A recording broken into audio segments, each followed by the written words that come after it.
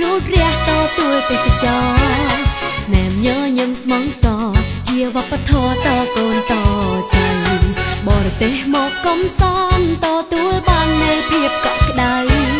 សេវាល្អត្រឹមត្រូវភ្ញៀវស្នាក់នៅស្រួលចិត្តសុខកាយ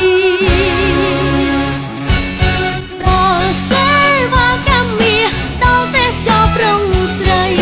គ្រប់យ៉ាងអនាម័យទាំងតម្លៃសមរម្យនឹងใจដល់សុ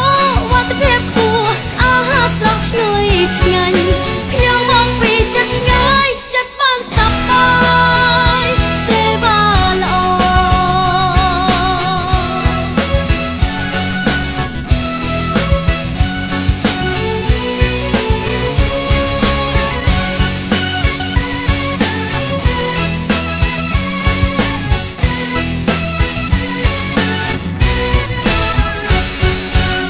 របៀបសេវាខ្ពស់បំរើស្មោះមិនកៃបន្លំ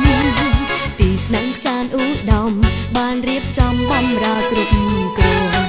ដំណើរលេងកំសាន្តសុវត្ថិភាពជំនាញអគប់សេវាល្អបំផុតបំរើភ្ញៀវក្រុមសាសលើលោក